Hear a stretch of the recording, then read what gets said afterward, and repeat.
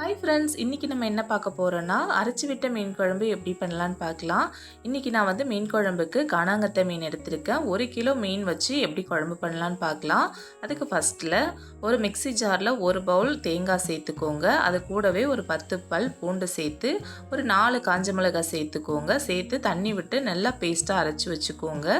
மீன் நல்லா கல் உப்பு போட்டு வாஷ் பண்ணிக்கோங்க. ஒரு கடாயில் ஒரு 2 டேபிள் ஸ்பூன் அளவுக்கு எண்ணெய் விட்டு அது கூடவே 1 ஸ்பூன் கடுகு, 1 ஸ்பூன் வெந்தயம், 1/2 ஸ்பூன் சீரகம் சேர்த்துக்கோங்க.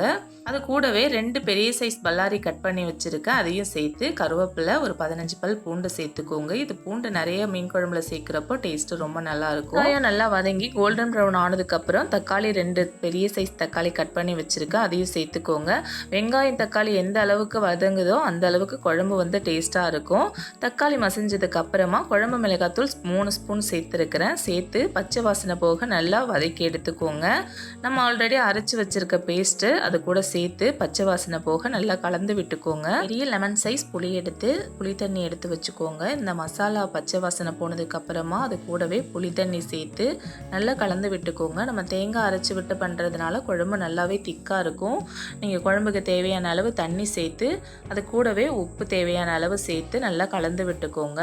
கலந்து விட்டு மூடி போட்டு கொதிக்க வச்சு நல்லா எண்ணெய் பிரிஞ்சதுக்கு அப்புறமா நீங்கள் வந்து மீன் சேர்த்துக்கோங்க. ஃபஸ்ட்டே சேர்த்திங்கன்னா மீன் உடஞ்சிடும். மீன் குழம்பு எப்போவுமே வைக்கும் போது மீன் போடும்போது ஒரு 3-4 பச்சை மிளகாய் சேர்த்திங்கன்னா குழம்புல அந்த பச்சை மிளகாவோட ஃப்ளேவர் ரொம்பவே நல்லாயிருக்கும் சாப்பிடும்போது. அதனால் எப்போவுமே மீன் சேர்க்கும் போது ஒரு 3-4 பச்சை மிளகாய் சேர்த்துக்கோங்க. இது குழம்போட டேஸ்ட்டு இன்னும் கொஞ்சம் நல்லா எடுத்து கொடுக்கும். மூடி போட்டு கொதிக்க வச்சிங்கன்னா ஒரு 10 மினிட்ஸில் மீன் நல்லா வெந்து குழம்பு ரெடி ஆகிடும்.